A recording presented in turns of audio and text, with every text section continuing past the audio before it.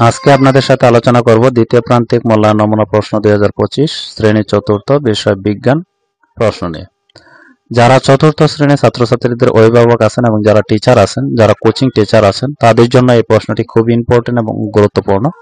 কারণ এই প্রশ্নটির মাধ্যমে দ্বিতীয় প্রান্তিক মূল্যায়ন যে পরীক্ষাটি হবে সেখানে কিন্তু এই প্রশ্নটির মাধ্যমে প্রিপারেশন নেওয়াতে পারবেন। কারণ এই প্রশ্নটির মাধ্যমে ছেলেমেয়েরা বুঝতে পারবে যে কিভাবে প্রশ্নগুলো আনসার করতে হবে এবং কোন রঙে কি কি প্রশ্ন থাকবে এবং কত মান থাকবে সে সম্পর্কে কিন্তু ধারণা হবে। এবং এই প্রশ্নটি যদি আপনারা বাসায় তাদেরকে প্র্যাকটিস করান তাহলে কি কি কারণে তাদের প্রশ্নগুলো তারা আনসার করতে পারতেছেন এবং কি কি কারণে ভুল করতেছে সেগুলো কিন্তু আপনারা সহজে সংশোধন করে দিতে পারবেন। অনেক স্টুডেন্ট আছে যারা অনেক কিছুই জানে এবং বুঝে এবং যা ধরাবেন তাই বলতে পারবে, কিন্তু প্রশ্নগুলো আনসার করতে পারে না। কারণ হচ্ছে তার যে প্রশ্ন সম্পর্কে ধারণা থাকে না যে প্রশ্নগুলো কিভাবে আনসার করতে হবে।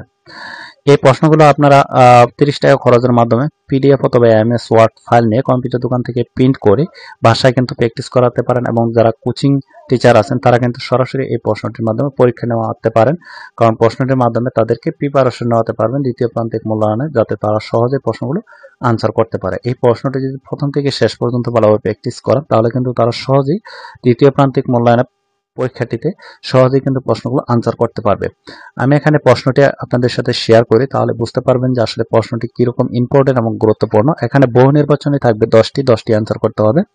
আমি এখানে যেহেতু এই প্রশ্নটি প্র্যাকটিস করার জন্য দিচ্ছি, আমি প্রশ্নের আনসারগুলো বলবো না, আপনাদের সাথে একটু প্রশ্নটি শেয়ার করি, তাহলে বুঝতে পারবেন যে আসলে প্রশ্নটি কিরকম ইম্পর্টেন্ট এবং গুরুত্বপূর্ণ। এখানে নিচের প্রশ্নগুলো সঠিক উত্তর খাতায় লিখো। খাতায় লিখতে হবে। এখানে 4টি অপশন দেওয়া থাকবে, একটি অপশন সঠিক, সেই সঠিক অপশনটি খাতায় লিখতে হবে। যেমন পদার্থের সাধারণ বৈশিষ্ট্য কোনটি? এরপর রয়েছে রান্নার তেল পরিমাপের একক কোনটি? বল পরিমাপের একক কি?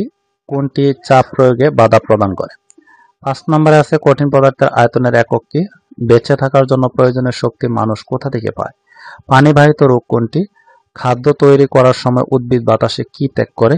বেঁচে থাকার জন্য প্রয়োজনীয় শক্তি মানুষ কোথা থেকে পায়? তিমি কোথায় বাস করে? এরপর থাকবে 2 নঙে থাকবে শূন্যস্থান পূরণ করো। প্রত্যেকটির মান 2 করে, 5 দুগুণে 10, 5টি শূন্যস্থান থাকবে, ফিল আপ করতে হবে। ভালো ফসল ফলাতে ড্যাশ প্রয়োজন? বাংলাদেশের ড্যাশ কালে কুয়াশা পড়ে? আমাদের পৃথিবীর ড্যাশ একটি গ্রহ? চাঁদের নিজস্ব কোনো ড্যাশ নেই? বস্তুর ওজন পরিমাপের একক হচ্ছে ড্যাশ।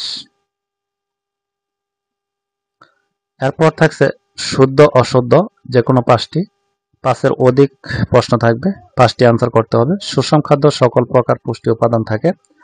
গুণ শরীরে ক্ষয় পূরণ করে। আয়তন পদার্থের বৈশিষ্ট্য। বলের একক ঘন সেন্টিমিটার। বায়ুর ওজন নেই। আশ্রয়স্থল হলো প্রাণীর জন্য একটি নিরাপদ স্থান। সুন্দর বন লবণাক্ত মাটির পরিবেশ। এরপর 4 নঙে থাকবে বাম পাশে বাক্যাংশের সাথে ডান পাশে বাক্যাংশ মিল করো। এখানে বাম পাশে কিছু বাক্যাংশ দেওয়া থাকবে এবং ডান পাশে কিছু বাক্যাংশ দেওয়া থাকবে। বাম পাশের বাক্যাংশের সাথে ডান পাশের বাক্যাংশ মিল করতে হবে। এখানে নাম্বার হচ্ছে 8। এরপর 5 নঙে থাকবে নিম্নের প্রশ্নগুলোর উত্তর দাও। যে কোনো 10এর অধিক প্রশ্ন দেওয়া থাকবে, 10টি আনসার করতে হবে। প্রত্যেকটির মান হচ্ছে 3 করে, 3.30 নাম্বার।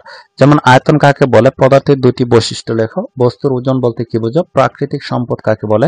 4টি খনিজ সম্পদের নাম লেখো। 3টি অনবায়নযোগ্য সম্পদের নাম লেখো। জীবাশ্ম জ্বালানি কাকে বলে? চাঁদ কি? সৌরজগতের গ্রহ কয়টি? 3টি নাম লেখো। গ্যালাক্সি কাকে বলে? প্রযুক্তি কাকে বলে? 3টি কৃষি প্রযুক্তির নাম লেখো। চিকিৎসা প্রযুক্তির সুবিধা কি কি? আবহাওয়া কাকে বলে?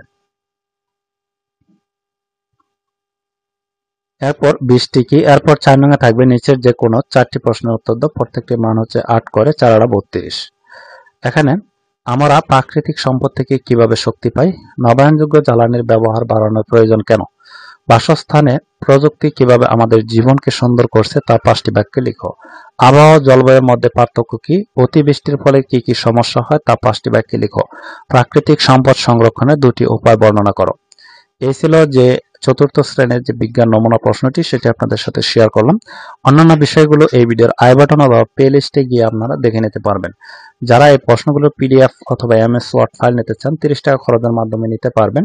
যারা নিতে চান তারা অবশ্যই কমেন্টে যোগাযোগ করবেন, আমি হোয়াটসঅ্যাপ নাম্বার দিয়ে দেবো, সেখানে যোগাযোগের মাধ্যমে কিন্তু এগুলো নিতে পারবেন। আর যারা আপনাদের পরিচিত আছে তাদেরকে এই ভিডিওগুলো শেয়ার করবেন যাতে তারাও এই ভিডিওগুলো দেখে উপকৃত হয়। এবং যারা নতুন আছেন তারা অবশ্যই চ্যানেলটি সাবস্ক্রাইব করে পাশে থাকা বেল আইকনটি অন করে রাখবেন যাতে পরবর্তী ভিডিও আপলোড দেওয়ার সাথে সাথে আপনাদের কাছে প্রথমেই নোটিফিকেশন চলে যায়। আজকের মতো ভিডিওটি এ পর্যন্তই। ভালো থাকবেন, সুস্থ থাকবেন। আল্লাহ হাফেজ।